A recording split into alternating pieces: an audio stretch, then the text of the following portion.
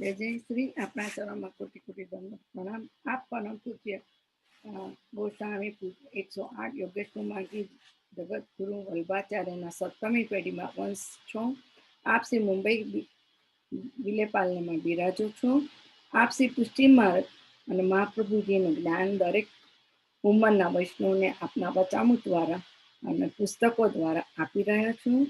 वैष्णव जे आपने रूबरू सांभळवा माटे सक्षमा નથી આપતા વિડીયો દ્વારા પણ બહુ પુષ્ટિ માર્ગ વિશે કોમ્પસ લાઈન દ્વારા પણ ખૂબ પુષ્ટિ માર્ગ વિશે આપ શ્રી વૈષ્ણવ ખૂબ વધુ સમય લો છો અને આપનું વચનામૃતનો ખૂબ કૃતાર્થ કરી રહ્યા છો। આજના વચનામૃતનો આપ અમને વૈષ્ણવને કૃતાર્થ કરો। શ્રી વલ્લભા તી સકી જય। આપ શ્રી તો જાણીતા છો મારા। જય જય શ્રી।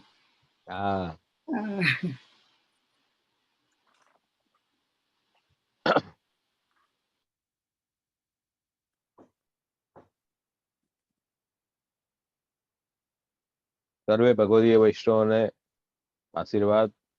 सत्संगी प्रेमी वैष्णव सेवा અને સત્સંગ બને આપણા જીવનમાં એક અભિન્ન અંગનું પાસું હોવું જોઈએ અને તમે બધા વૈષ્ણવોએ સત્સંગ માટે રુચિ કરી ખૂબ આનંદ થાય છે। ઘણા વખત પછી આપણે પાછા મળી રહ્યા છીએ। આપણે મંગલાચરણ કરી આજનો સત્સંગ આરંભ કરશું।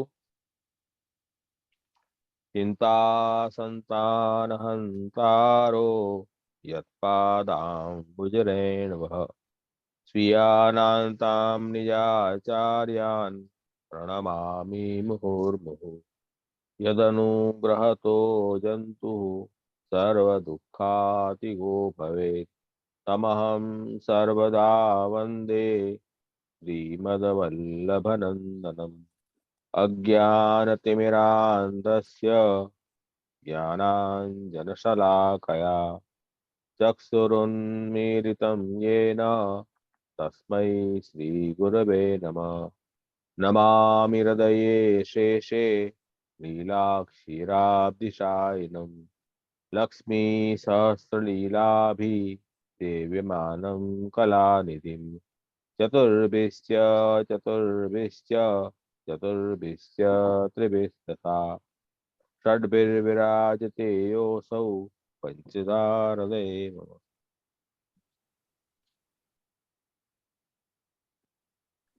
આજનો આપણો વિષય ગીતા તાત્પર્ય શ્રી પ્રભુચરણ શ્રી ગુસાઈજી દ્વારા રચિત આ ગ્રંથ છે। ખૂબ સુંદર ગ્રંથ છે। ભગવદ્ ગીતા ઉપર પુષ્ટિ માર્ગમાં ઘણા ઓછા વ્યાખ્યાન થતા હોય છે, એટલે મેં એવું વિચાર કર્યો કે આપણે ગીતા ઉપર જ આજે કંઈક વિચાર કરીએ। ઘણા બધા પુષ્ટિ માર્ગીઓને એવી માન્યતા ખરી કે આપણે ગીતા વાંચવાની કઈ જરૂર નથી, તો એ ખોટી માન્યતા છે। શ્રી મહાપ્રભુજીએ ભગવદ્ ગીતાને પ્રમાણ ચતુષ્ટયમાં સ્થાન આપ્યું છે।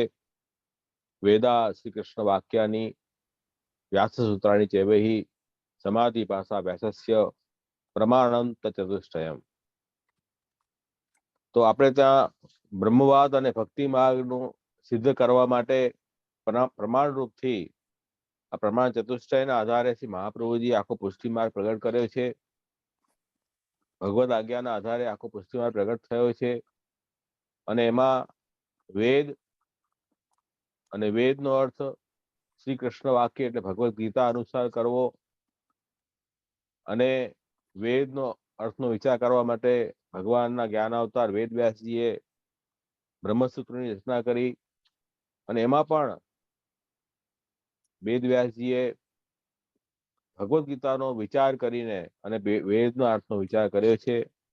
તો બ્રહ્મસૂત્ર એ ત્રીજું પ્રમાણ અને ચોથું સમાધિ ભાષા વ્યાસસ્ય।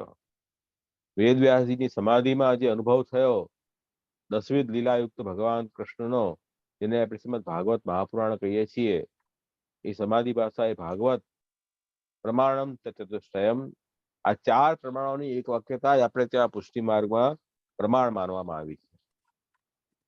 આના આધારે જ આપણે કોઈ પણ વાત કહીએ છીએ.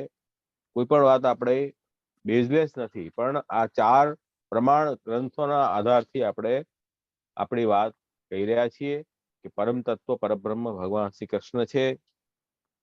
અક્ષર બ્રહ્મ એ ભગવાનનું ધામ છે. બ્રહ્મ વ્યાપક છે, આનંદાત્મક છે. જીવ જે છે તે ભગવાનનો અંશ છે, અણુ છે, અને ભગવાનનો ગર્ભદાસ છે. અને દાસ હોવાના કારણે જીવનું મુખ્ય કર્તવ્ય ભગવત શરણાગતિ અને ભગવાનની ભક્તિ કરવી, ભગવાનનું ભજન કરવું, ભગવાનની સેવા સ્મરણ એ જીવનું કર્તવ્ય છે. આ જગત બ્રહ્મનું સ્વરૂપ છે, જગત બ્રહ્માત્મક છે. બ્રહ્મે લીલા માટે અનેક નામરૂપ ધારણ કરીને આ જગત રૂપે પ્રગટ થયા છે. પણ શ્રી મહાપ્રભુજીના આધારે આપશ્રીના સુબોધજીની વચન છે કે ભાઈ જગત ભલે બ્રહ્માત્મક હોય પણ જગતમાં આસક્તિ નથી કરવી, જગતનો આશ્રય નથી લેવો, પણ ભગવાનનો આશ્રય લેવો છે. કૃષ્ણ ગતિમાં તો આ બધા જે પાયાના સિદ્ધાંતો પુષ્ટિ માર્ગના છે એ આ પ્રમાણ ચતુષ્ટયના આધારે આપણે સિદ્ધ કર્યા છે. અને એમાં ભગવદ્ ગીતા એ મુખ્ય પ્રમાણ શાસ્ત્ર છે. શા માટે? કે વેદ જે છે, વેદનો અર્થ ભગવાન શ્રી કૃષ્ણએ ગીતાની અંદર આપણને મંથન કરીને બતાવી દીધું. એટલે ગીતા મહાત્મ્યમાં આવે છે, સર્વ ઉપનિષદો ગાવો દોગ્ધા ગોપાલ નંદન પાર્થો વત્સ સુધીર ભોગતા દુગ્ધમ ગીતામૃતમ મહત.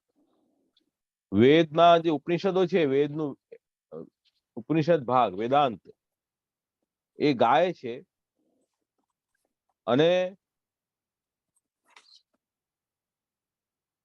એનું મંથન કરી, એનું દોહન કરીને ભગવાન શ્રી કૃષ્ણે જે અમૃત નીકળ્યું સુધા, એનું પાન પોતાના ભક્ત અર્જુનને કરાવ્યું. એ વાછરડો છે. તો વેદનું મંથન કરીને આ ગીતા પ્રગટ થઈ છે. એટલે વેદનો જ અર્થ ગીતા છે. વેદ તો સનાતન ધર્મમાં મુખ્ય પાયો છે, જેના આધારે સનાતન ધર્મ પ્રગટ થયું છે, આખો હિન્દુ ધર્મ. અને ભગવદ્ ગીતા એ દરેક સંપ્રદાયને માન્ય છે સનાતન ધર્મમાં. અને વેદનો અર્થ પણ આપણે ગીતા અનુસાર જ લેવો છે. ગીતાને ઇગ્નોર કરીને વેદનો અર્થ આપણે ન લઈ શકાય. એટલે એટલું બધું મહત્વ ભગવદ્ ગીતાનું છે.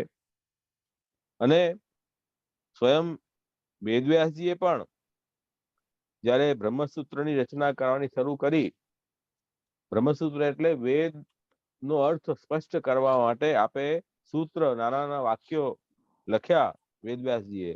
એમાં પણ આપે ભગવદ્ ગીતાનો વિચાર કરીને જ પછી સૂત્રની રચના કરી છે. એટલું બધું મહાત્મ્ય જે છે ભગવદ્ ગીતાનું છે. અને ભાગવત અને ગીતામાં શું ફરક, તો એ પણ આપણે સમજવું જોઈએ. શ્રી મહાપ્રભુજી આજ્ઞા કરી રહ્યા છે કે ભાઈ ગીતા અને ભાગવત બંને ભક્તિ શાસ્ત્ર છે.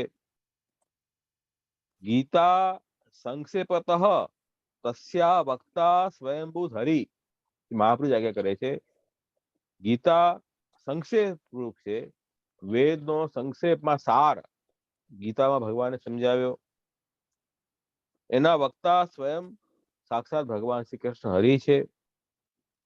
તદ વિસ્તાર ભાગવતમ તદ નિર્ણય પૂર્વકમ. અને એ ભગવદ્ ગીતાનો વિસ્તાર જે છે તે ભાગવત છે, જેમાં સર્વનો નિર્ણય કરવામાં આવ્યો છે, જે વેદવ્યાસજીએ સમાધિમાં અનુભવ કર્યો. તો ગીતા પણ, ભગવદ્ ગીતા પણ ભક્તિશાસ્ત્ર છે અને શ્રીમદ ભાગવત પણ ભક્તિશાસ્ત્ર છે.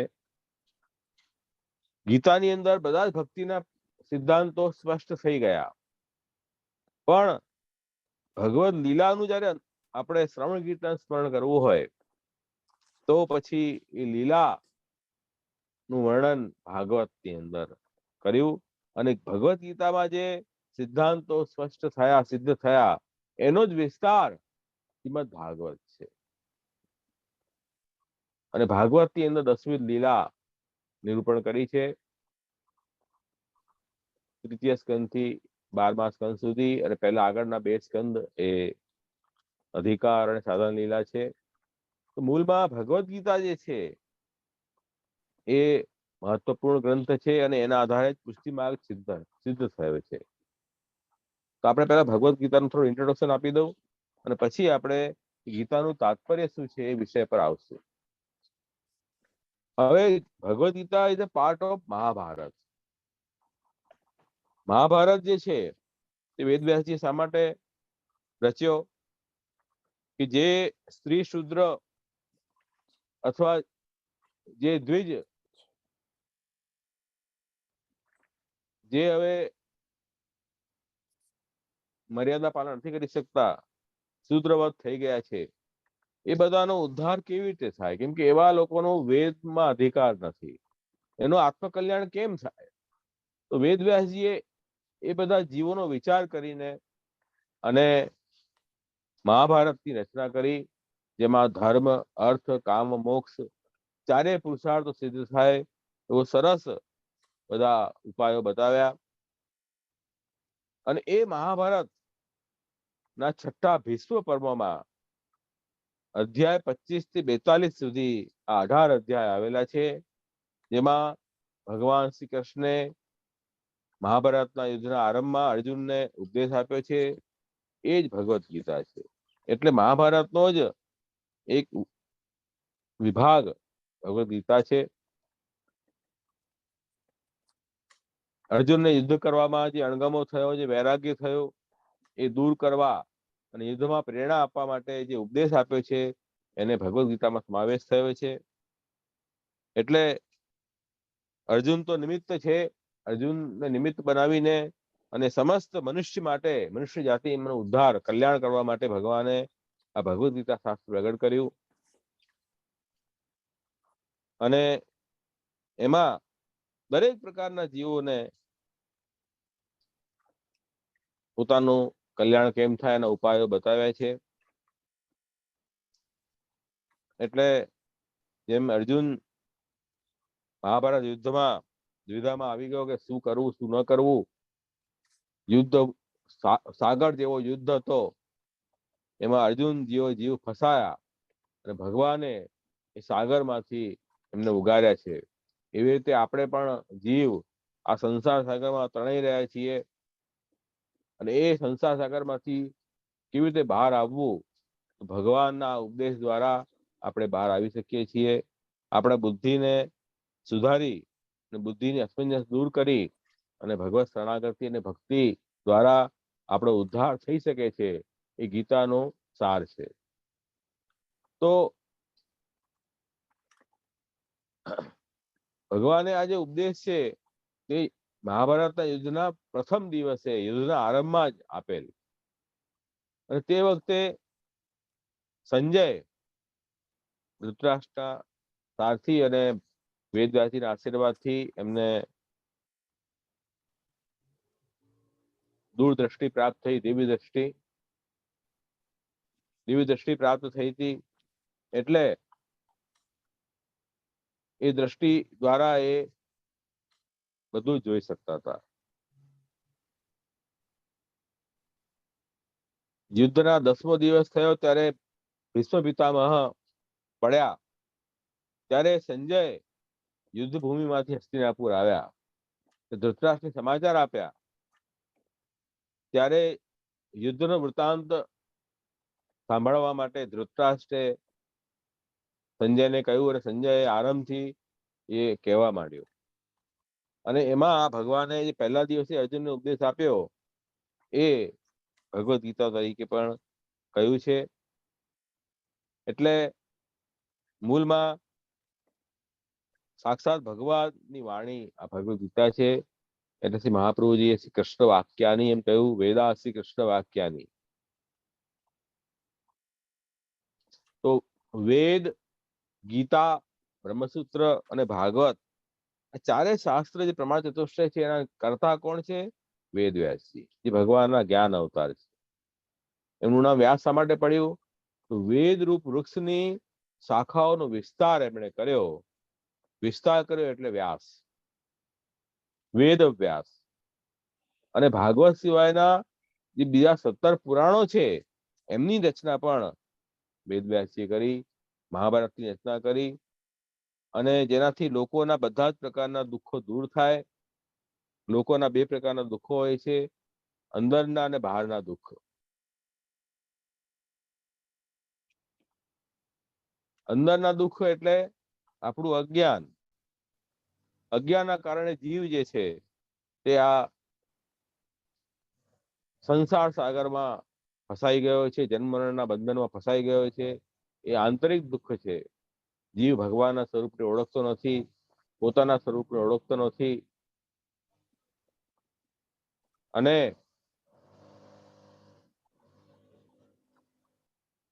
ભગવાનનો અને આપણો સંબંધ શું છે એ બી આપણને જ્ઞાન નથી. જેના કારણે આપણે સાંસારિક વસ્તુઓમાં એટલા આસક્ત થઈ ગયા છીએ કે પોતાનું આત્મ હનન થઈ રહ્યું છે એનું બી જ્ઞાન નથી. જેના કારણે બધા દુઃખ, જન્મ મરણ જરા વ્યાધિ, એ બધા દુઃખ આવી પડ્યા છે. તો આ એક સમસ્યા કેમ આવી? આંતરિક દુઃખ છે પોતાનું. આંતરિક દુઃખ છે. તો એ આંતરિક દુઃખ દૂર કરવા માટે ભગવાનના જ્ઞાન શક્તિ વાળા અવતાર થાય છે, જેમાં વેદ વ્યાસજી, કપિલ દેવજી વગેરે અવતારો છે. બહારના દુઃખ દૂર કરવા ભગવાનના ક્રિયાશક્તિ અવતાર છે, જેમ નરસિંહ અવતાર, વરાહ અવતાર ઇત્યાદિ. ભગવાન કૃષ્ણ તો પૂર્ણ અવતાર છે. જ્ઞાન શક્તિ, ક્રિયાશક્તિ બંને સાથે આ પ્રગટ થયા.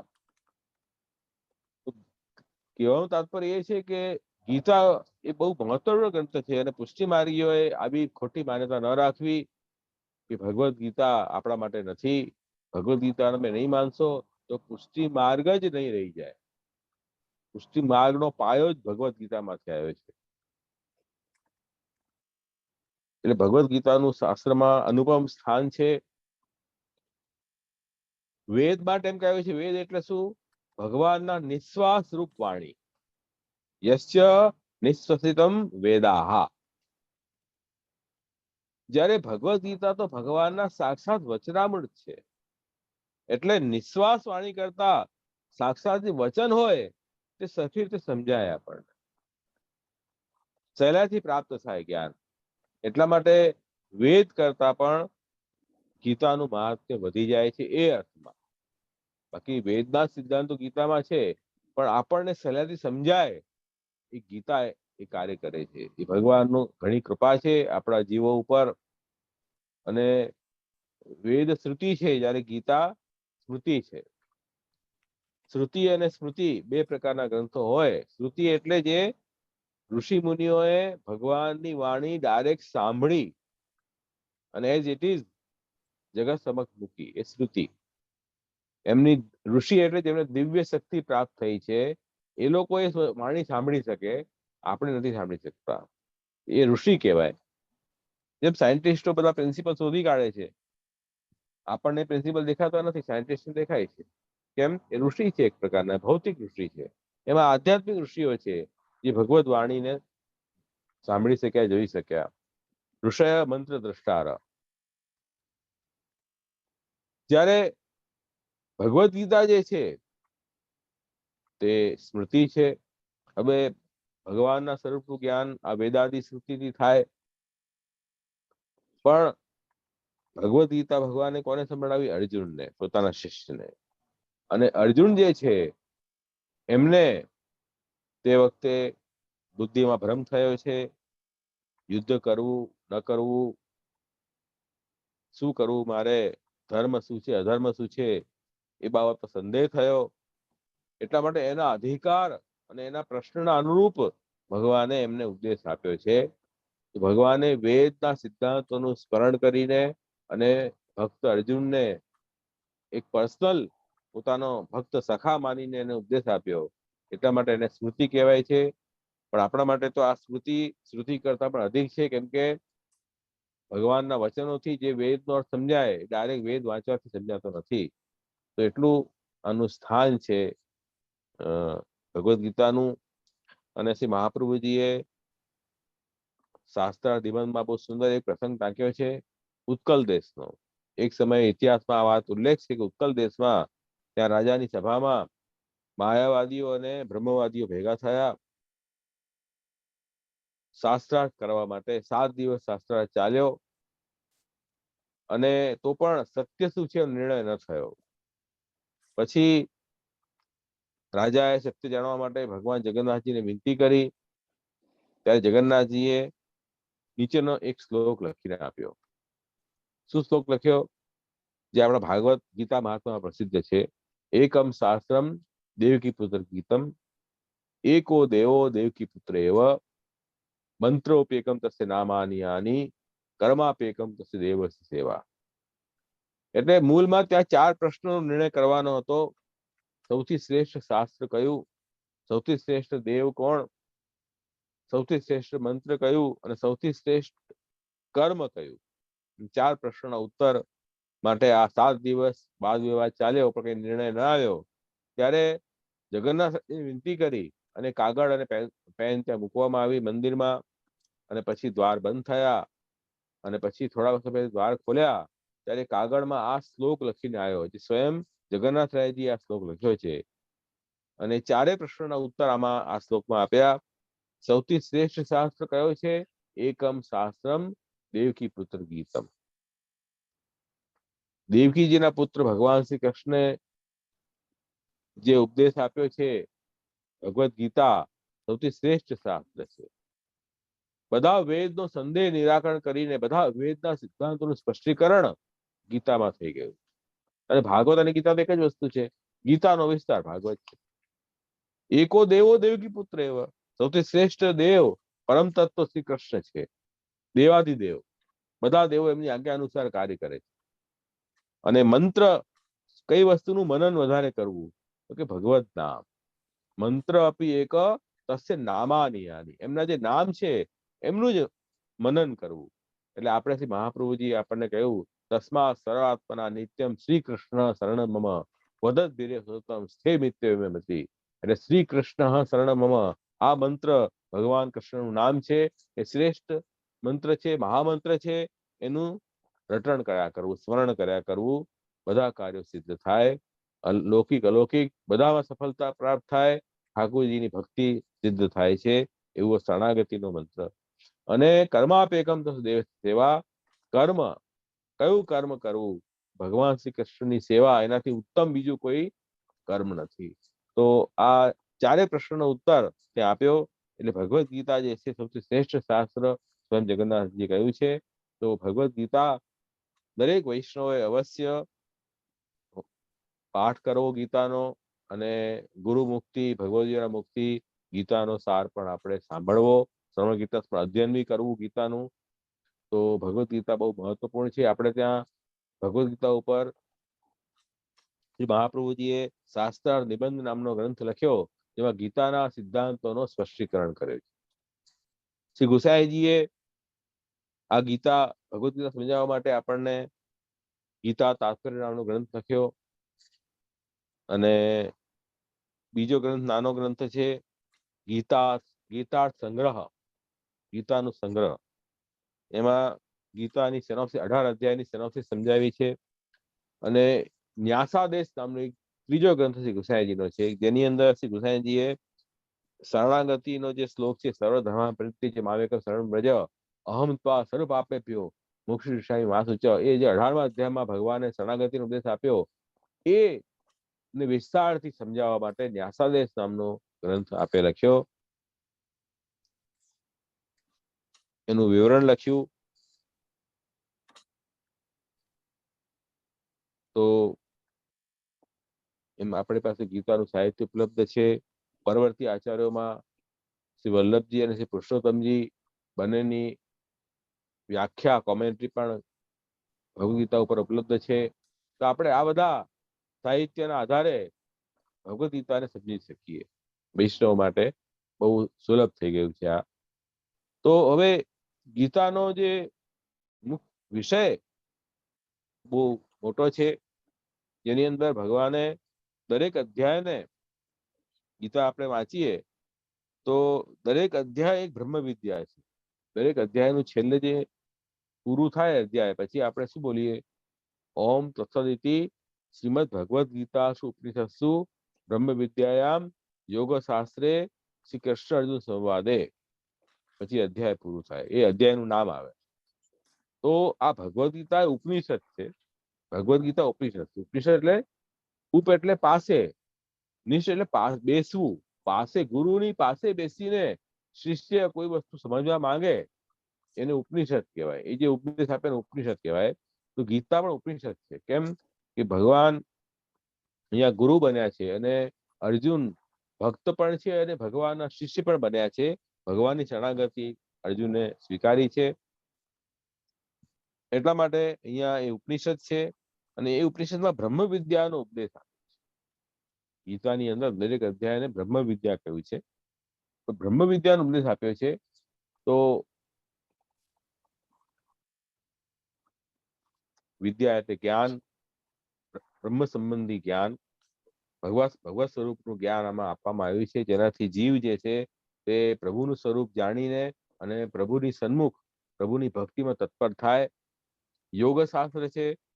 યોગ એટલે જીવાત્મા અને પરમાત્માને જે યોગ જોડે એ યોગ શાસ્ત્ર છે.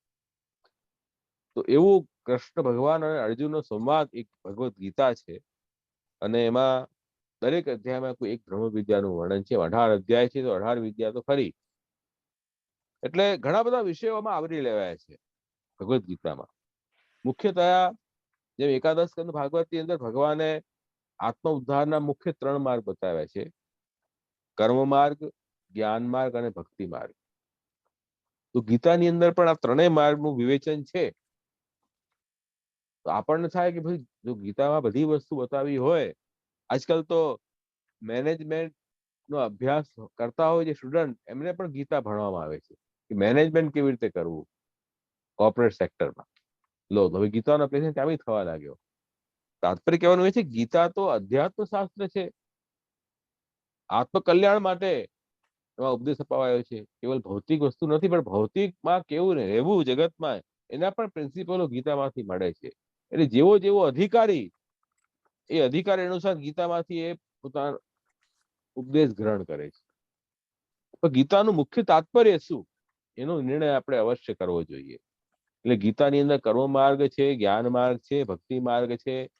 દરેક માર્ગની વિવેચના ગીતા ભગવદ્ ગીતામાં છે. કોઈ વસ્તુ છૂટી નથી. એ જે ઔષધિનો ભંડાર હોય, મેડિકલ સ્ટોરમાં બધી ઔષધિ મળે. જે બીમારી હોય એની દવા મેડિકલ સ્ટોરમાંથી મળે. એવી રીતે ભગવદ્ ગીતાની અંદર બધી વસ્તુ મળે. દરેક પ્રકારના અધિકારીને એનો જે સમસ્યા છે એનો સમાધાન ભગવદ્ ગીતામાંથી આપણને પ્રાપ્ત થાય. મનુષ્ય માત્ર માટે આ કલ્યાણ કરનારું શાસ્ત્ર ભગવદ્ ગીતા છે. પણ મુખ્ય તાત્પર્ય ગીતાનું શું એ શ્રી ગુસાઈજી આપણને ગીતા તાત્પર્ય નામના ગ્રંથમાં સમજાવ્યું છે. તો કેમ કે આટલા બધા વિષયો ગીતાની અંદર સાંખ્ય છે, યોગ છે, કર્મ માર્ગ, જ્ઞાન માર્ગ, ઉપાસના માર્ગ, તપસ્યા, બધી ઘણી બધી વસ્તુ ગીતામાં છે. પછી આપણે કન્ફ્યુઝ થઈ જઈએ કે પછી કયો માર્ગ ફોલો કરવો, ભગવાન કેવા શું માંગી રહ્યા છે મુખ્ય, એ આપણને પ્રશ્ન થાય ને. તો આપણા માટે એમાં શું લેવું? તો શ્રી ગુસાઈજી એ સમજાવ્યું કે ભાઈ મુખ્ય તાત્પર્ય કોઈ પણ ગ્રંથનું મુખ્ય તાત્પર્ય અલગ હોય અને એના આનુષંગિક લાભ બીજા બી મળે, બધાને મળી શકે, એનો કોઈ સવાલ નથી. પણ મુખ્ય ગીતાનો ઉપદેશ કઈ વસ્તુ પર ભાર મૂકે છે એ આપણે અવશ્ય જોવું જોઈએ. એનો વિચાર અવશ્ય કરવો જોઈએ. તો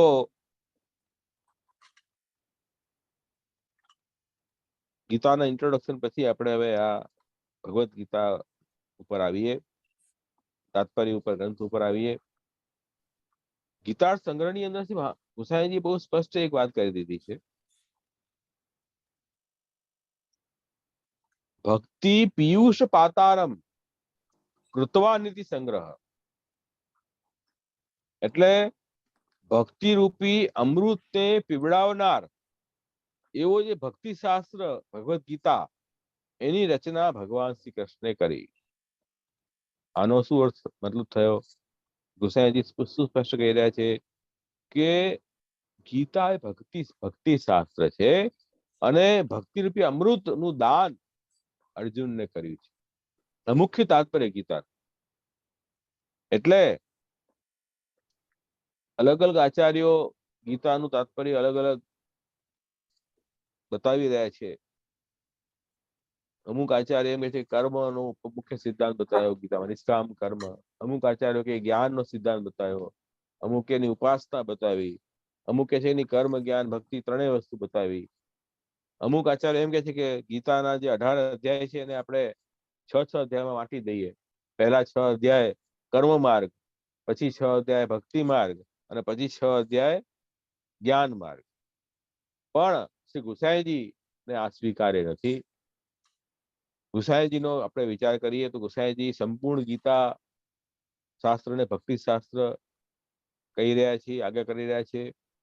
ભગવદ્ ગીતા એ ભક્તિ રૂપી અમૃતની પરબ છે અને સ્વયં પ્રભુ ભગવાન શ્રી કૃષ્ણે એ અમૃત પીવડાવ્યું છે પોતાના ભક્તોને.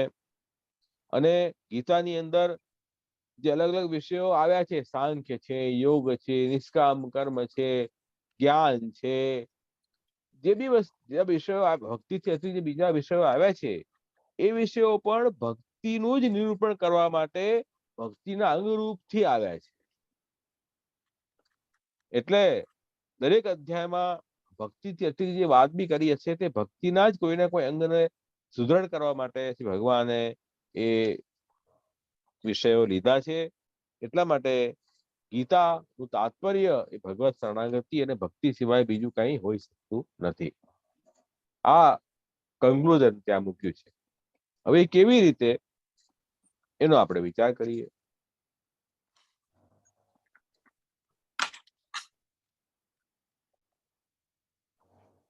ગીતા તાત્પર્ય ગ્રંથ બહુ નાનો ગ્રંથ છે અને એટલે માટે આજનો એક દિવસમાં થઈ જશે એ રીતે જ મેં એનો એ વિષય ચયન કર્યું છે. એમાં શ્રી ગુસાઈજીએ ગીતાનું તાત્પર્ય સમજાવ્યું છે.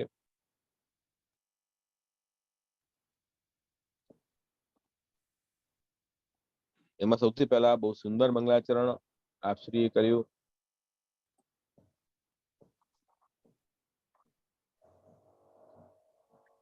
પિતૃપાદાભ યુગલમ પ્રણમામી કૃપા મધુ યત્કુલમ ગોકુલેશેન સ્વીકૃતમ કૃપયા સ્વતઃ. પિતૃચરણ શ્રી મહાપ્રભુજીને બંને ચરણાવીનમાં યુગલ ચરણાવીનમાં શ્રી ગુસાઈજી નમન કરી રહ્યા છે. અને કબળમાં જેમ એક મકરંદ રસ હોય એક પ્રકારનો અને ભ્રમરો એનું પાન કરે છે એવી રીતે અહીં પણ કૃપારૂપી જે મધુ છે એ આપશ્રીમાં બિરાજે છે. આપણા ચરણામૃતનું નમસ્કાર કરવાથી આપણને એ કૃપા પ્રાપ્ત થાય છે. કૃપા રસથી પૂર્ણ એ ચરણ કમળ છે. પિતૃપાદાભ યુગલમ પ્રણમામી કૃપા મધુ. અને યત્કુલમ ગોકુલેશેન સ્વીકૃતમ કૃપયા સ્વતઃ. ભગવાન શ્રી કૃષ્ણ શ્રી ગોકુલેશ એમણે પોતે સ્વતઃ કૃપાથી જેમના કુલને અંગીકાર કર્યો છે, એટલે વલ્લભ કુલને અંગીકાર કર્યો છે. શ્રી મહાપ્રભુજીના કુલને સ્વીકાર્યો છે, પોતાના માન્યા છે. કોણે? ઠાકુરજીએ, સાક્ષાત પ્રભુએ. એવા શ્રી મહાપ્રભુજીને ના ચરણારવિંદને હું નમસ્કાર કરું છું. જે ચરણારવિંદમાં કૃપા રસથી પૂર્ણ ચરણ કમલ છે. એવું સુંદર મંગલાચરણ અહીંયા કર્યું. એટલે મહાપ્રભુજીનું શરણે જીવ જાય તો એને એ કૃપાની અવશ્ય પ્રાપ્તિ થાય. એટલા માટે આપણે સૌથી પહેલા મંગલાચરણમાં આપણે ચિંતા સંતાન હંતારો યત્પાદા મુજેણવ સ્વીયા નિરાચાર્ય પ્રણમામી મુહુર્મુહુ. મહાપ્રભુજીના ચરણકમળની રજને આપણે નમસ્કાર કરીએ છીએ તો આપણને મહાપ્રભુજીની કૃપા પ્રાપ્ત થાય. એના પછી આગળ હવે આ ગ્રંથમાં શું વસ્તુ આવવાની છે એનું વિવેચન શ્રી ગુસાઈજી કરી રહ્યા છે. અત તદ્વદનામ ભોજ ચિત્ત ગીતામૃતમ બુદ્ધિમ આવિર્ભાવે હેતુ મિશાનુગ્રહો ગ્રહાત વિમુષામ્યહમ. હવે હું પણ વલ્લભ કુલમાં જ છું, શ્રી ગુસાઈજી આગળ કરી રહ્યા છે. મારો અંગીકાર પણ ઠાકુરજી કર્યો છે, એટલે હું ભગવાનના જે વચનો છે ભગવદ ગીતાનો એનો વિચાર કરવા પ્રવૃત્ત થયો છું. ઠાકુરજીએ આ ગીતા રૂપી અમૃત જે છે ઠાકોરજીના મુખારવિંદથી પ્રગટ થયું, એ પ્રગટ થવાનું કારણ શું એનો વિચાર અવશ્ય આપણે કરવું જોઈએ. ઠાકોરજીના અનુગ્રહથી એનો વિચાર હું કરું છું. એમ શ્રી ગુસાઈજી બહુ દીનતાપૂર્વક પ્રતિજ્ઞા કરી. કયું તાત્પર્ય દેખાડવું છે, આ ભગવદ ગીતામાં કઈ મુખ્ય વસ્તુ આપને બતાવી છે, પ્રતિપાદન કરવી છે, એનો વિચાર આમાં થશે. સૌથી પહેલા એક અહીંયા શંકા ઉભી કરી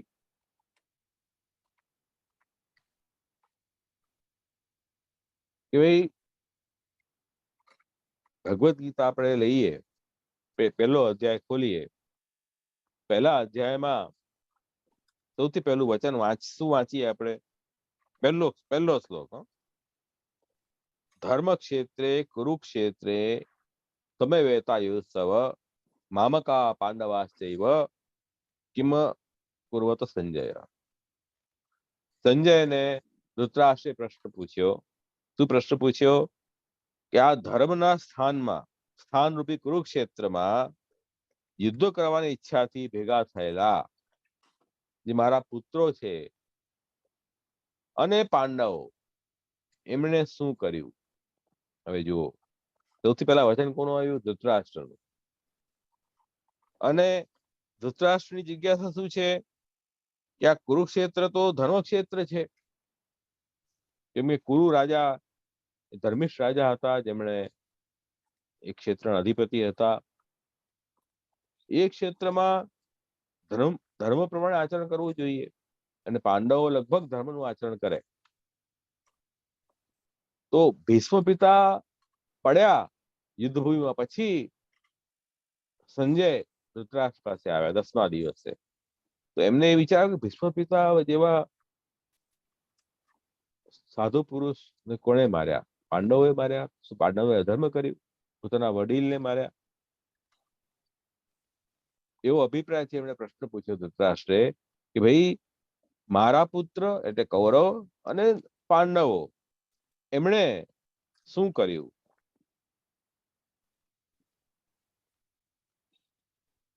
હવે આમાં પ્રશ્ન એવો ઉભો થયો કે ભાઈ જયારે ગીતા ભક્તિ શાસ્ત્ર હોય, આત્મકલ્યાણ ઉપદેશ આપવાના હોય, તો સૌથી પહેલા ભગવદ ગીતાને ખોલતા જ પહેલો શ્લોક થી ધૃતરાષ્ટ્રીય વચન કેમ શરૂ થયું? એ પ્રશ્ન છે. ભાઈ સાક્ષાત ઠાકોરજી વક્તા છે, અને કુંતીજી ભક્ત છે, એમના પુત્ર અર્જુન પણ ભક્ત છે, અને ભક્તિનો જ રહસ્ય ગીતાની અંદર આપે સ્પષ્ટ કર્યો ઠાકુરજીએ. શરૂઆતમાં કોઈ ભક્તનો વચન હોવું જોઈએ, એના બદલે ધૃતરાષ્ટ્રનું વચન કેમ આવ્યું? એ પ્રશ્ન ઉભો થયો.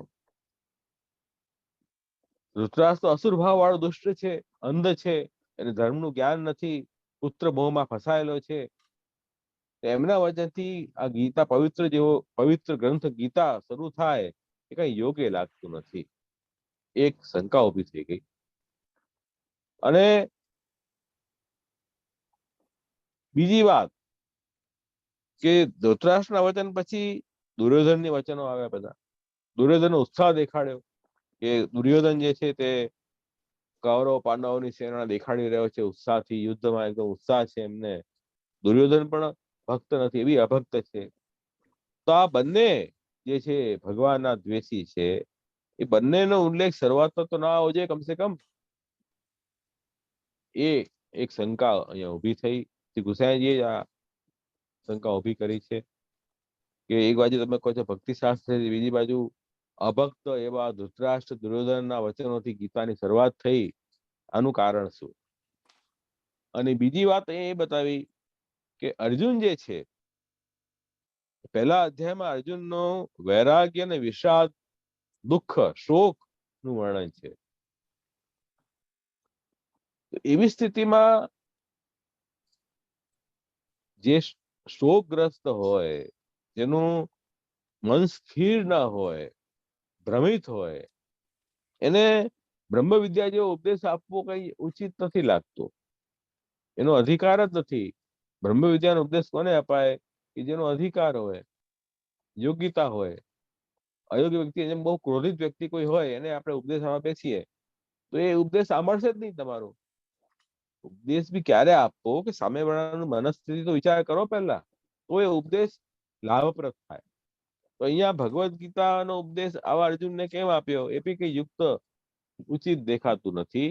અહીંયા તો કોઈ લૌકિક વસ્તુ કેવી જોઈએ, તો લૌકિક વાણી હોવી જોઈએ. તો આ બધો શરૂઆતમાં જ આ બધા સંદેહ અહીંયા ઉભા થઈ ગયા.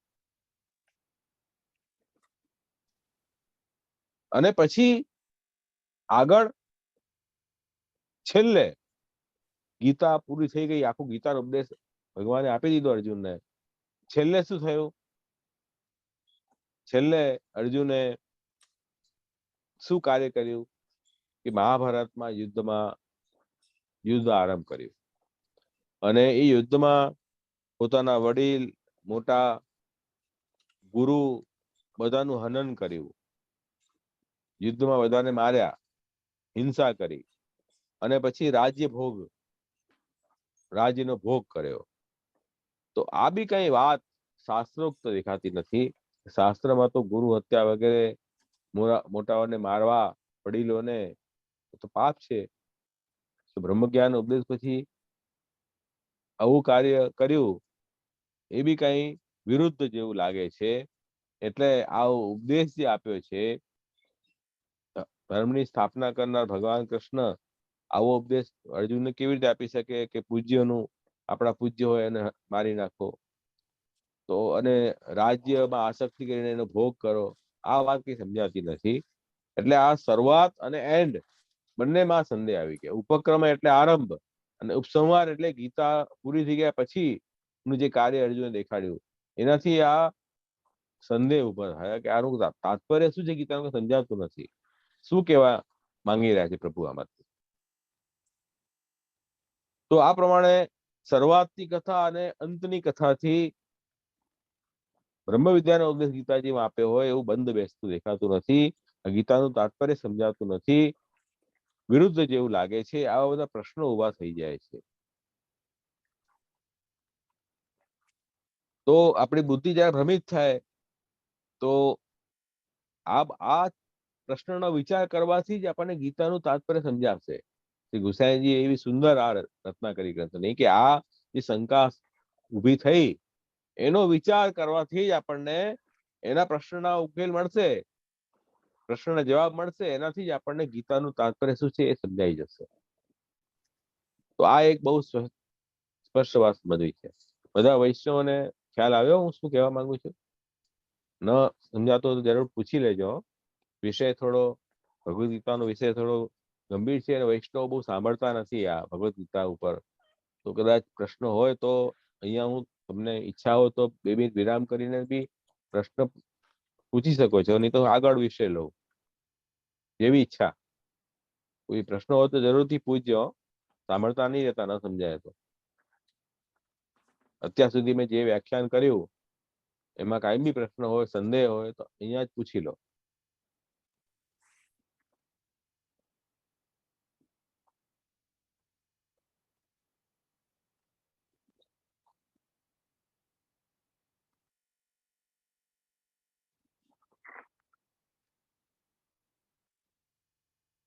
આગળ કન્ટિન્યુ રાખું?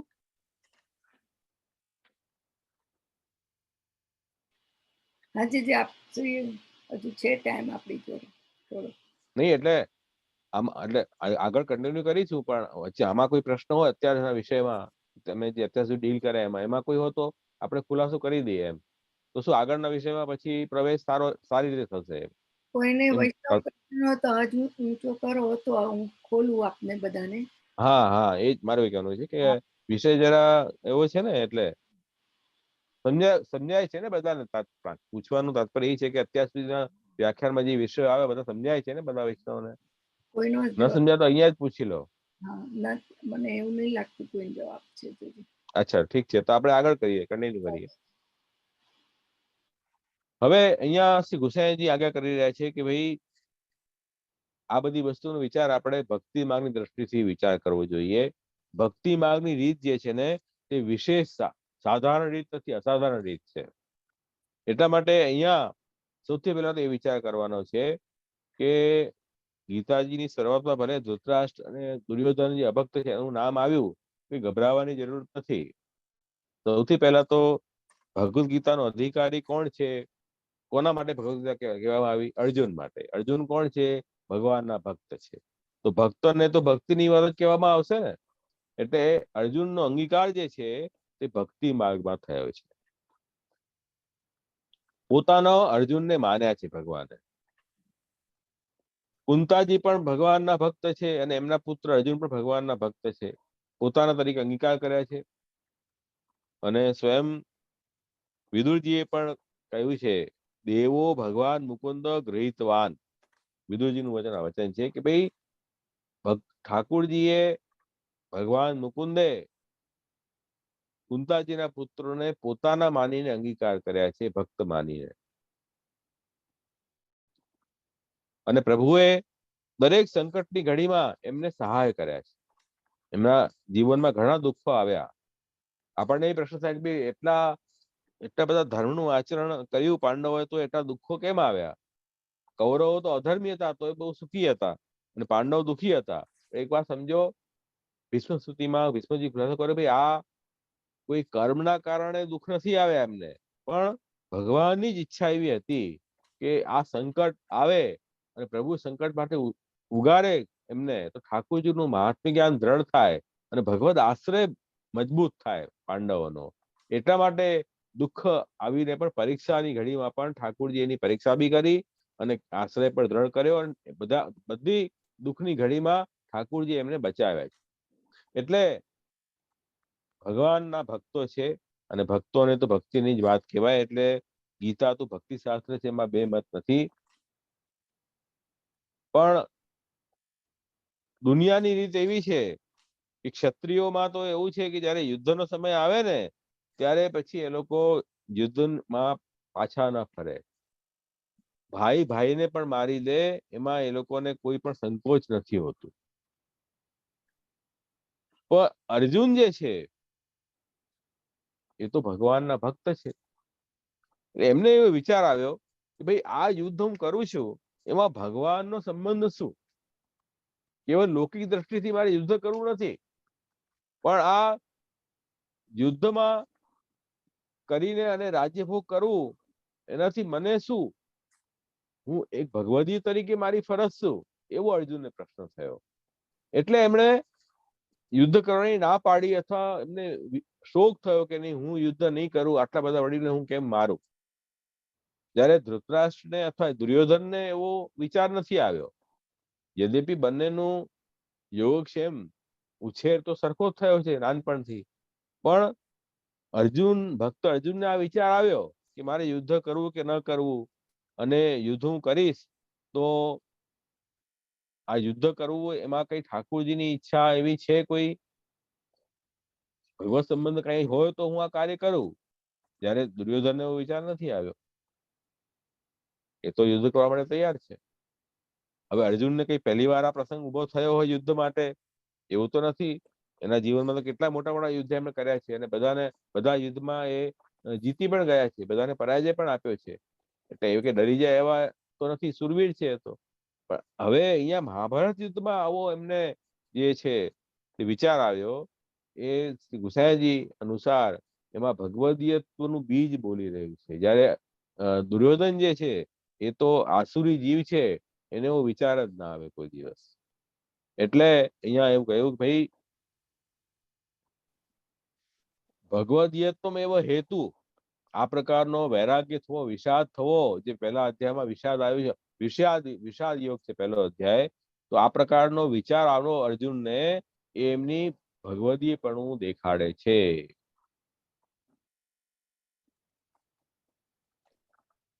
એટલે ભગવદીય હોય એમના માટે તો ભગવત કાર્ય જે મુખ્ય છે, ભગવત કાર્યમાં જ મતિ હોવી એ જ ઉચિત છે. અન્યથા તો શા માટે આપણે કોઈ કાર્ય કરવું એમ વિચાર થાય ને. તો અહીંયા એ જ કહી રહ્યા છે કે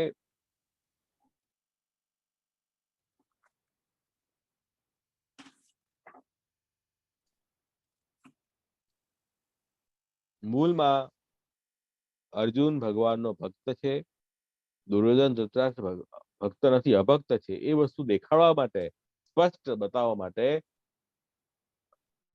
અભક્તથી ગીતાની શરૂઆત થઈ, અભક્તના વચનોથી ગીતાની શરૂઆત થઈ. એ સંદેહ જે હતો એનું નિવારણ શ્રી કૃષ્ણજી આ રીતે કરી રહે છે કે ભાઈ આ વસ્તુ સમજવા માટે બે અર્જુનનો ઉત્તમ અધિકાર છે, અને અર્જુન ભક્ત છે, અને ભગવદી હોવાથી એમને વૈરાગ્ય થયો છે, વિષાદ થયો છે. જ્યારે ધૃતરાષ્ટ્રના પુત્રો જે છે તે ભક્ત નથી, એટલે એમને કોઈ એવો વૈરાગ્ય થયો નથી, એમને રાજ્ય ભોગમાં ઉત્સાહ છે. તો એ વાત અહીંયા બતાવી છે કે લૌકિક રીતથી આનો નિર્ણય નહીં થાય, પણ ભક્તિ શાસ્ત્ર અનુસાર આપણે નિર્ણય કરશું તો આપણને ખ્યાલ આવશે કે એટલા માટે જુઓ ભીષ્મ સ્તુતિની અંદર ભીષ્મજી આ વાત કરી કે વ્યવહિતમ કૃતાનુમુખમ નિરીક્ષ્ય સ્વજન વધા વિમુખસ્ય દોષ બુદ્ધ્યા કુમતિમ અહરત આત્મવિદ્યા. શું કહ્યું કે ભાઈ ઠાકોરજીએ અર્જુનની કુમતિ દૂર કરવા માટે ભગવદ ગીતામાં આત્મવિદ્યા બ્રહ્મ વિદ્યાનો ઉપદેશ આપ્યો, એમ ભીષ્મ પિતામાં કહી રહ્યા છે કે વિરુદ્ધ પક્ષની સેનાને યુદ્ધ કરવાને તૈયાર જોઈ ત્યારે યુદ્ધ દુષ્ટ કર્મ છે એમ જાણીને અને પોતાના ભાઈ બંધુને હું મારીશ તો મને પાપ લાગશે એવો વિચાર કરીને અર્જુનને યુદ્ધથી દૂર થવાની મતિ થઈ. એ મતિ જે છે ને તે કુમતિ છે એમ ભીષ્મ પિતામહ કહી રહ્યા છે. કેમ કુમતિ છે? કેમ કે ઠાકુરજી ને આ યુદ્ધ કરાવવું છે, મહાભારત યુદ્ધ કરાવવું છે કે ભગવાનનું અવતાર જે છે એનું એક પ્રયોજન છે કે અસુરોનો હનન કરવું. તો મહાભારત યુદ્ધની નિમિત્ત બનાવીને પ્રભુ જે છે તે અસુરોને મારવા માંગી રહ્યા છે. એમાં અર્જુન અને પાંડવોને નિમિત્ત બનાવ્યા છે, અને એ ભગવાનની ઈચ્છા છે. એ ઈચ્છા જાણી શક્યા નહીં અર્જુન, અને એના માટે અર્જુને કીધું કે મારે યુદ્ધ નથી કરવું, એમાં ગુરુ વગેરેનું હનન થાય, એ પાપ છે, પાપ કર્મ છે, એટલા માટે મારે હનન નથી કરવું એમ વિચારીને એમણે યુદ્ધ કરવાની ના પાડી. તો એને ભીષ્મ પિતામહ કહી રહ્યા છે કે એ તો એની કુમતિ થઈ. કેમ કે ઠાકુરજીની ઈચ્છાથી વિરુદ્ધ ઈચ્છા થઈ. એટલે અર્જુન જે છે ને તે અસમંજસમાં છે. દુર્યોધન અસમંજસમાં નથી. દુર્યોધનને સ્પષ્ટ છે કે પોતાનો સ્વાર્થ સિદ્ધ કરવા માટે ભાઈ બંધુને મારવા તૈયાર છે અને રાજ્ય ભોગ કરવો છે. અર્જુન જે છે ને એ દ્વિધામાં ફસાયેલા છે. શું ફસાયેલા છે કે ભાઈ અર્જુન એવા પ્રવાહી નથી દુર્યોધન જેવા, એટલે એને અસમંજસ આવી ગયો કે મારે હવે યુદ્ધ કરવું કે નહીં, શા માટે યુદ્ધ કરવું, જેમાં વડીલ અને ગુરુની હત્યા થાય કામ ન કરવું જોઈએ. એટલે એટલી એમને, અને આ કાર્ય કરવાથી મારા ભક્તિ માર્ગમાં મને શું લાભ, ભગવાનનો સંબંધ શું, એવો વિચાર આવે. એટલે યુદ્ધથી એમને વૈરાગ્ય આવ્યું. પણ ઠાકોરજીની ઈચ્છા પૂરી જાણી શકાય નથી, કેમ કે એમનો વરણ જે છે તે મર્યાદા પુષ્ટિમાં છે. એટલે પ્રભુએ એમને એ વાત પૂરી જણાવી નથી, એટલે એમને અસમંજસ થઈ ગયું. ઠાકોરજી એમને અસમંજસ કરીને અજ્ઞાન પેદા કરીને પછી ગીતા દ્વારા એ અજ્ઞાન દૂર કરવા માંગે છે.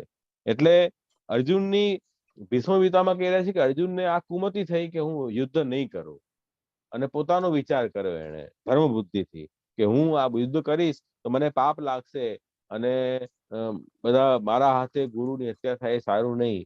પણ ઠાકોરજીની શું ઈચ્છા છે કે જે અધર્મીઓનો નાશ કરવો એ પ્રભુની ઈચ્છા છે, અને એમાં અર્જુનને નિમિત્ત બનાવવું છે. એ અર્જુનને જ્ઞાન ન થયું.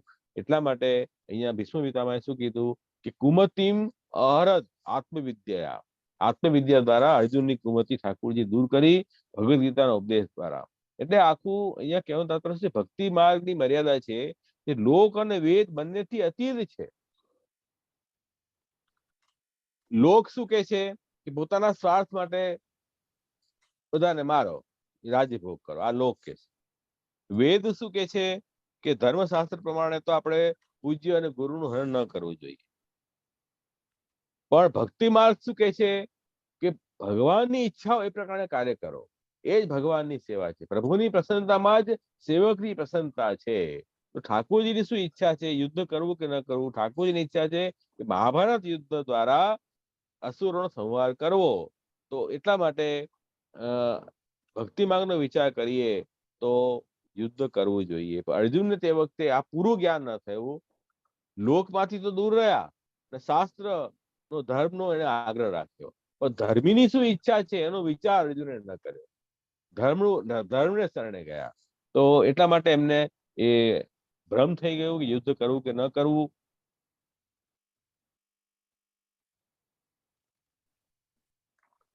તો એ જ અહીંયા કહી રહ્યા છે કે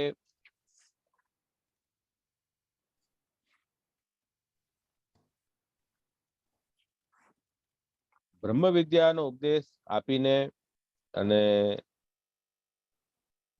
અર્જુનની જે મતિ હતી યુદ્ધ ન કરવું એ કુમતિ દૂર કરી ઠાકોરજીએ, અને અર્જુન જે છે યુદ્ધમાં પ્રવૃત્ત થયા. પણ આપણે એવો વિચાર કરીએ કે અર્જુને યુદ્ધ ન કરવું જોઈએ, ધર્મશાસ્ત્ર પ્રમાણે તો ગુરુની હત્યા ન થાય, તો એ વિચાર યોગ્ય નથી. કેમ કે ઠાકોરજીની ઈચ્છા છે કે અધર્મના પક્ષમાં જે હોય એનું હનન કરવું છે. એટલા માટે અહીંયા વિચાર કરવાથી ખ્યાલ આવે છે કે અહીંયા બેઝિકલી ગીતાનો ઉપદેશ જે છે તે ભક્તિ માર્ગ માટે છે. ભક્તિ જ એનું તાત્પર્ય છે.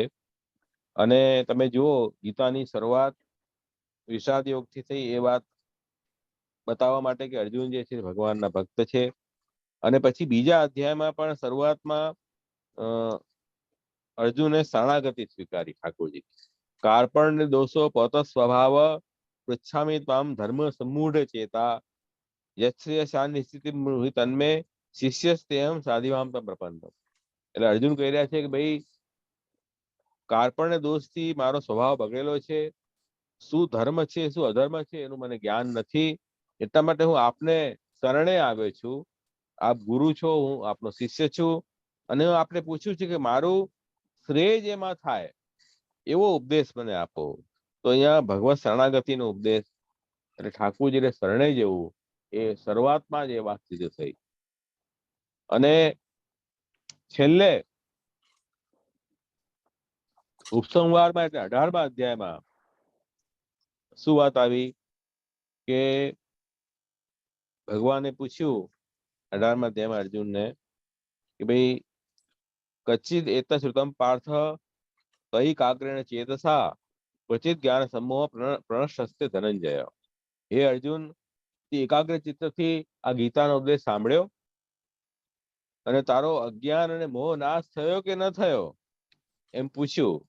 ત્યારે ભક્ત અર્જુને કીધું નષ્ટો મોહ સ્મૃતિ લબ્ધા ત્વત પ્રસાદાત મયાચ્યુત સ્થિતોસ્મિ ગત સંદેહ કરીષ્ય વચનમ તવ. ભાઈ આપની કૃપાથી અને આપના ઉપદેશથી મારો મોહ નાશ થયો છે, મને સ્મરણ થયું છે, સાચું જ્ઞાન થયું છે, હું સંદેહ રહિત થયો છું, અને હવે હું આપના વચન પ્રમાણે ચાલીશ એમ વાત કરી. અને આ ગીતાના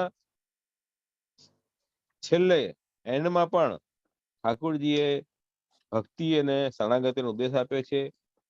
શું ઉપદેશ આપ્યો? સર્વ ગુહ્યતમં ભૂય શૃણુ મે પરમ વચ ઇષ્ટોસી મે દ્રઢમિતિ તતો વક્ષ્યામિ તે હિતમ.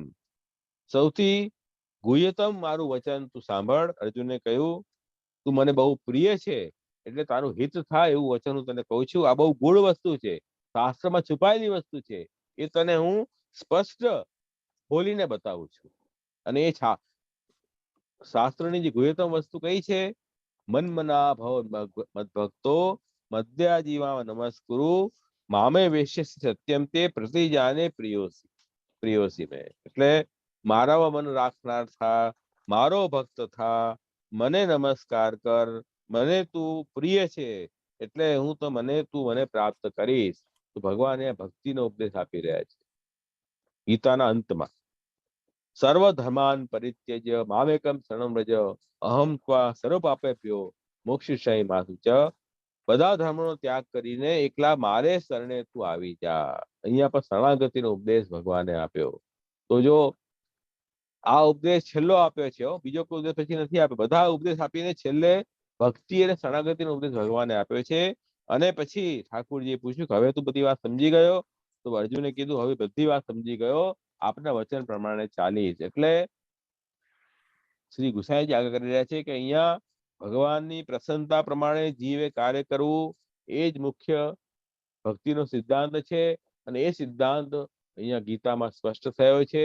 એ વાત બતાવવા માટે કે જો અર્જુન જે છે તે પહેલા ભગવાનનો આશ્રય સમજ્યો નહીં, એટલે યુદ્ધમાંથી દૂર થવાનો એને પોતાનો ઈચ્છા વ્યક્ત કરી. જ્યારે ઠાકુરજી એને ગીતાનો ઉપદેશ આપ્યો ત્યારે એની કુમતિ દૂર થઈ અને ભગવાનની ઈચ્છા પ્રમાણે આ ભગવાનનું કાર્ય છે, એ કાર્ય મને સોંપ્યું છે ઠાકુરજી, એટલે મારે આ કરવાનું છે એ ભાવથી યુદ્ધમાં પ્રવૃત્ત થયો અને ભગવાનની સેવા જ એને કરી. આ રીતે યુદ્ધ કરીને પોતે સ્વાર્થ બુદ્ધિથી યુદ્ધ નથી કર્યું. કૌરવો અને પાંડવો માટનો ફરક છે. કૌરવોએ પોતાના સ્વાર્થ બુદ્ધિથી યુદ્ધ કર્યું છે એટલે એનું ફલ પણ અનિષ્ટ બનશે. પણ પાંડવોએ ભગવત સેવાના ભાવથી યુદ્ધ કર્યું છે.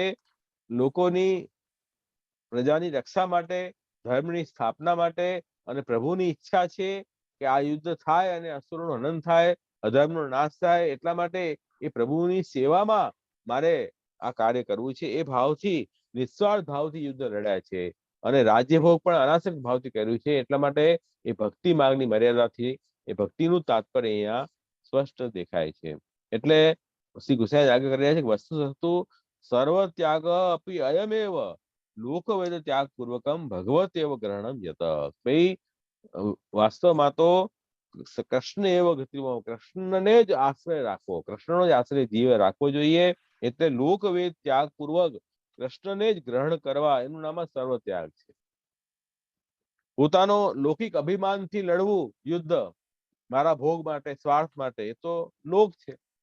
અને વેદમાં શું કહ્યું છે કે વેદની આજ્ઞા સાચી છે કે આપણે મોટાઓનું હનન ન કરવું, ગુરુનું હનન ન કરવું, એ બધી વાત બરાબર છે. પણ ઠાકુરજીની અત્યારે ઈચ્છા શું છે? એ તો ધર્મ કે છે આપણને વેદનો, પણ ધર્મી કોણ છે? એ ધર્મને બતાવનાર ભગવાન શ્રી કૃષ્ણ છે. એમની શું ઈચ્છા છે કે હવે એમનો અવતારનું પ્રયોજન શું છે? અધર્મનો નાશ થવો જોઈએ, એટલા માટે યુદ્ધ છે. હવે અધર્મના પક્ષમાં વડીલ હોય અને ગુરુ હોય તો પણ આપણે ભગવદ આજ્ઞા પ્રમાણે ચાલવું એ મુખ્ય વાત છે. તે વખતે કૃષ્ણને જ આશ્રય, કૃષ્ણ એવું ગતિમાં કૃષ્ણનો આશ્રય કરવું એ લોકવેદ ત્યાગ પૂર્વક અહીંયા ભક્તિ માર્ગનો સિદ્ધાંત જ સ્પષ્ટ થયો છે. એટલા માટે જયારે ઠાકોરજી પૂછ્યું કે તારો મોહ નષ્ટ થયો, ત્યારે અર્જુને કીધું કે મારો મોહ નષ્ટ થયો, આપણી આજ્ઞા પ્રમાણે હું કરીશ. એટલે અહીંયા અર્જુનની ભગવદીયતા સ્પષ્ટ દેખાય છે આપણને. એટલે ગીતાનું તાત્પર્ય અહીંયાથી એ મળે છે કે ઉપક્રમ એટલે શરૂઆત, ઉપસંહાર એટલે અંતમાં. ઉપક્રમમાં ઉપસંહાર બંનેનો વિચાર કરીએ તો અહીંયા ભક્તિનો અને શરણાગતિનો ઉપદેશ જ ભગવાને આપ્યો છે. કોઈ પણ વસ્તુનું તાત્પર્ય નિર્ણય કરવું હોય, કોઈ પણ પુસ્તક હોય, તો આપણે કેમ નક્કી કે શરૂઆત કેમ થઈ એ વસ્તુની અને અંત કેવી રીતે, કન્ક્લુઝન કેવી રીતે આવ્યું છે, એનાથી આપણને ખ્યાલ આવે કે આનું તાત્પર્ય કેવા. વચ્ચે તો ઘણી બધી વાત આવી હોય, પણ એ વાત મુખ્ય વાતને સમજાવવા માટે આવી હોય. મુખ્ય વાત તો ભગવત શરણાગતિ અને ભક્તિ છે, એને સમજાવવા માટે બીજા બધા ટોપિક આવેલા છે. એટલા માટે અહીંયા અર્જુનની ભગવદીયતા સ્પષ્ટ થઈ એ વાત બી અહીંયા છે.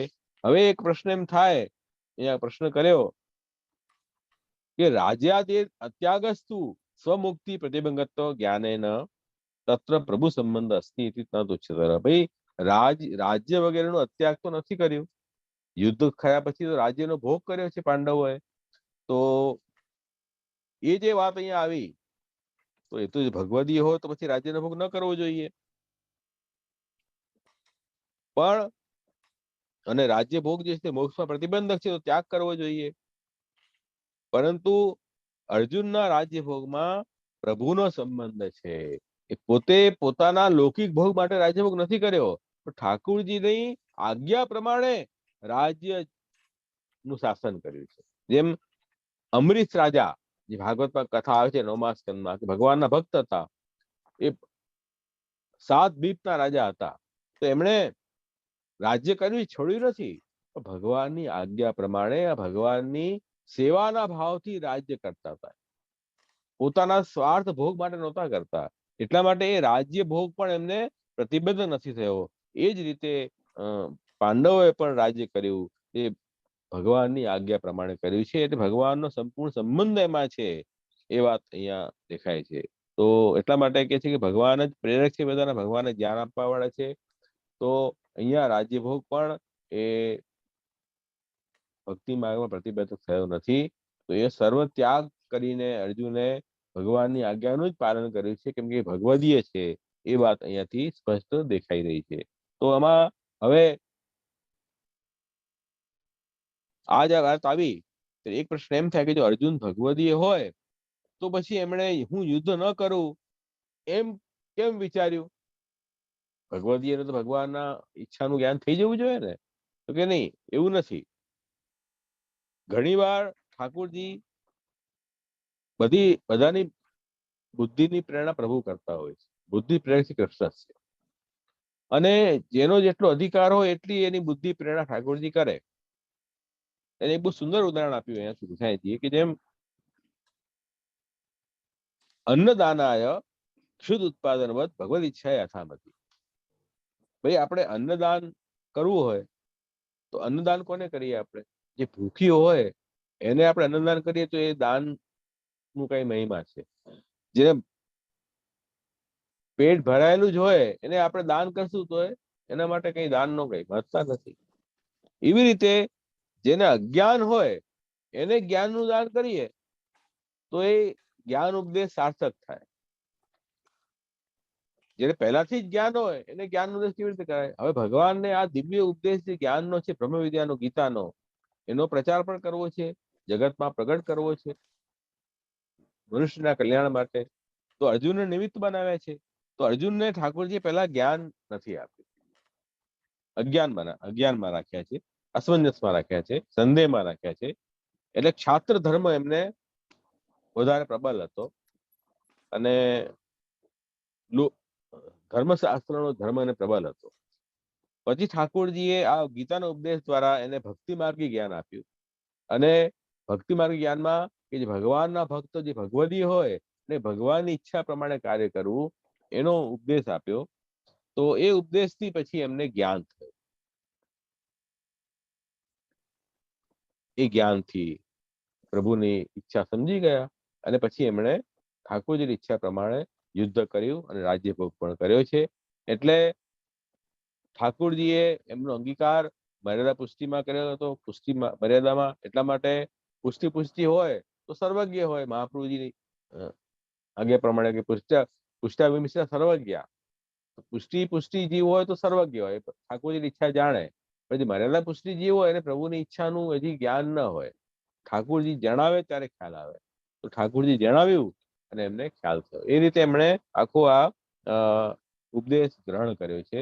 તો ગીતાનો આપણે ઉપક્રમ અને ઉપસંહાર એટલે શરૂઆત, અને ઉપસંહાર એટલે કન્ક્લુડિંગ, છેલ્લે અંતમાં જે સમાપન થયું ગીતાનું, એનાથી આપણે ગીતાનું તાત્પર્ય નિર્ણય કરી શકીએ કે ગીતાનું તાત્પર્ય ભગવત શરણાગતિ અને ભગવાનની ભક્તિ કરવું એ જ છે.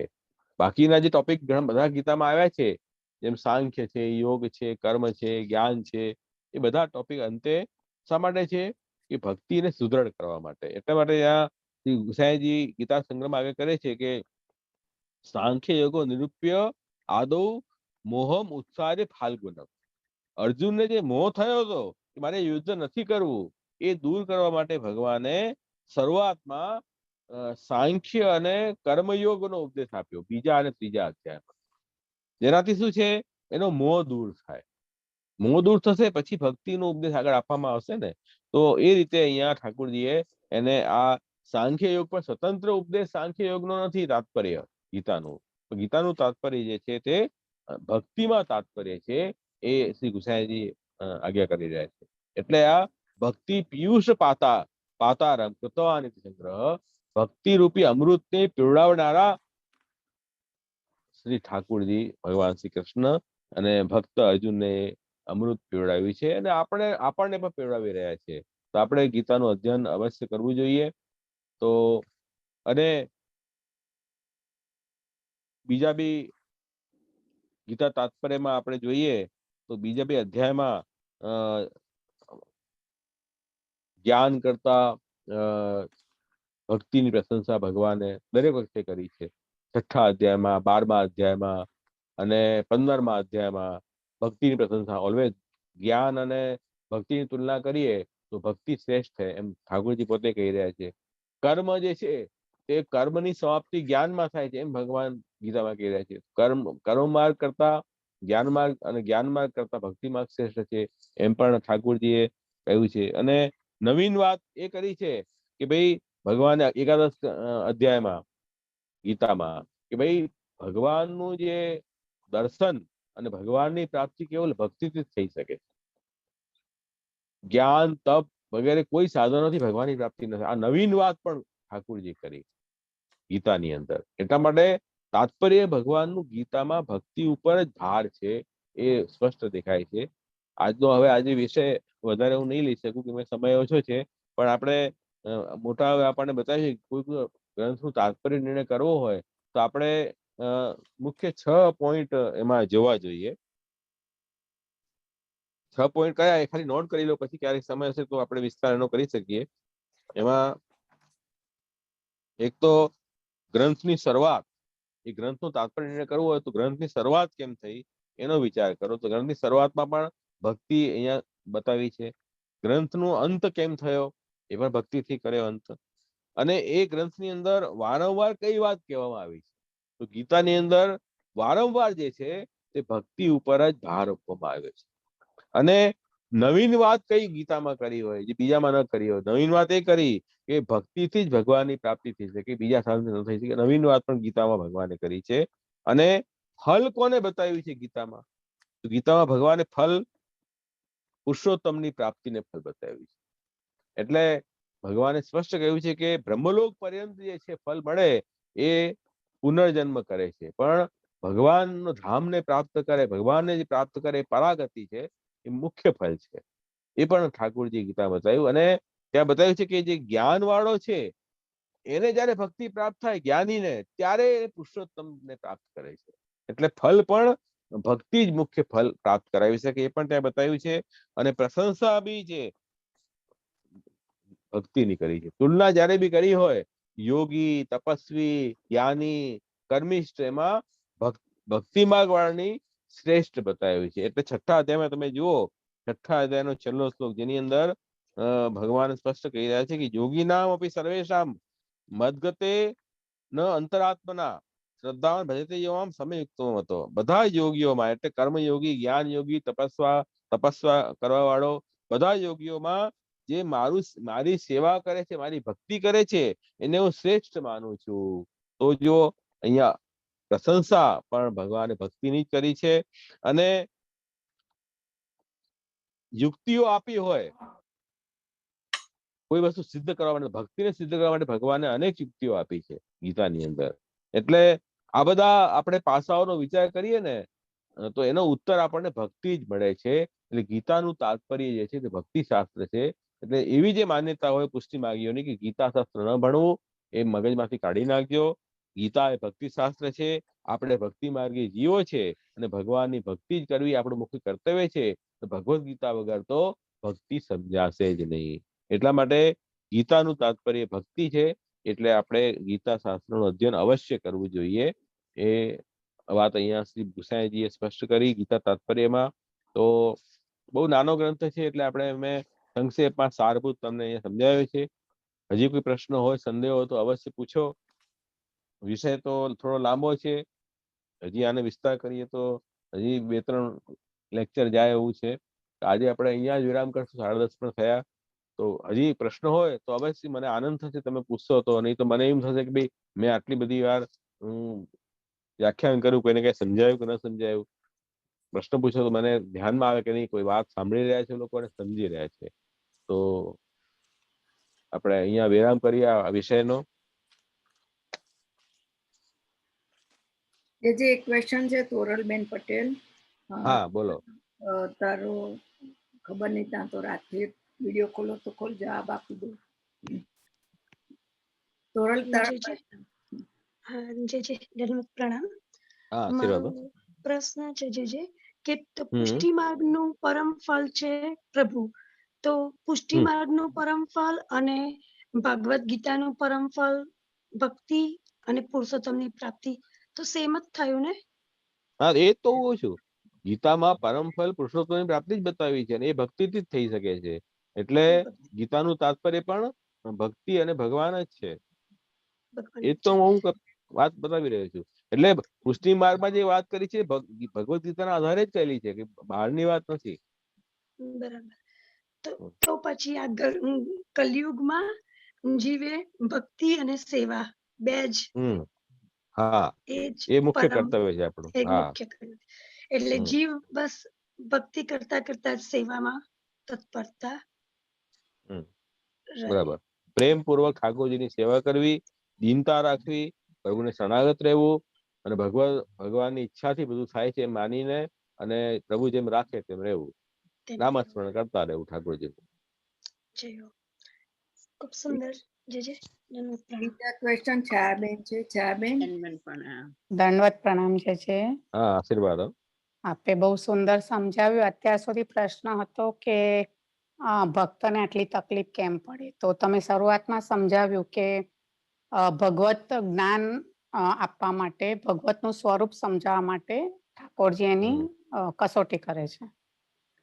અચ્છા, બીજું તમે જે ધૃતરાષ્ટ્ર માટે જે સ્ટાર્ટિંગમાં કહ્યું થોડું નહીં સમજાયું કે અધર્મથી શરૂઆત કેમ થઈ એમ.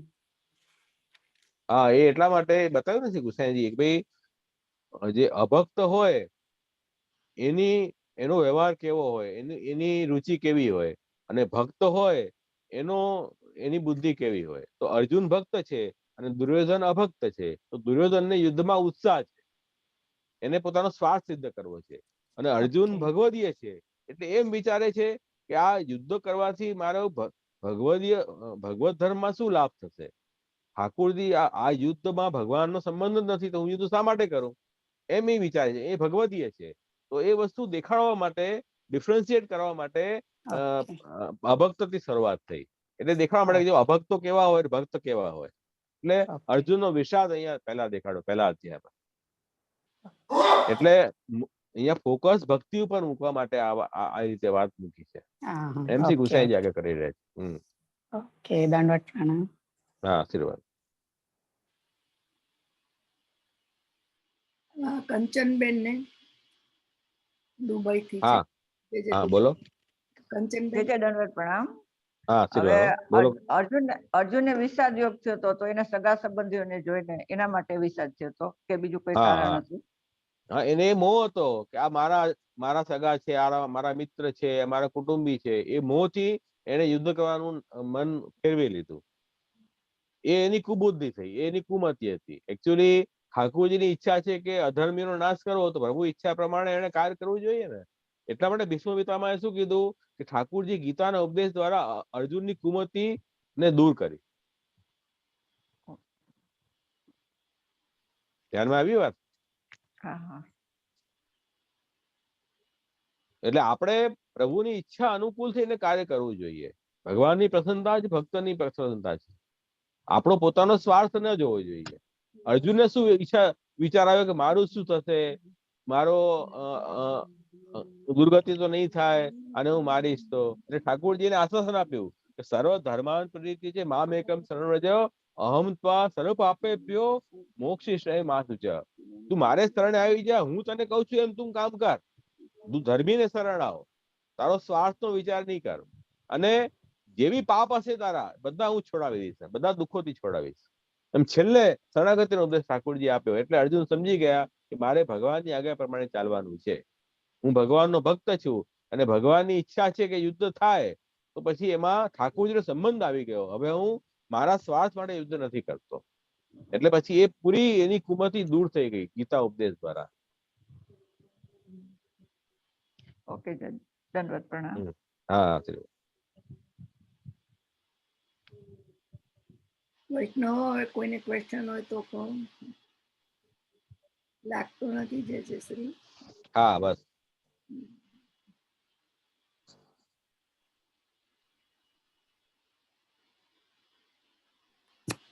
જે બહુ સુંદર રીતે સમજાયું ગીતાજીનું. આપને એવું હશે તો આપણે કન્ટિન્યુઅસ રાખીશું આવતા મહિને. ગીતાનો વિષય રાખવો હોય તો રાખો કન્ટિન્યુઅસ, હા કંઈક- આનંદ આવશે. ગીતા ઉપર વધારે પ્રવચન બી થતા નથી. હા ના નથી. આપણે આ કન્ટિન્યુઅસ રાખીશું જય શ્રી. વૈષ્ણવને હું ખોલું જેને દંડ પહોંચાડવાનો જય શ્રી. જય દંડવત પ્રણામ. દંડવત પ્રણામ કોટી જય. આશીર્વાદ.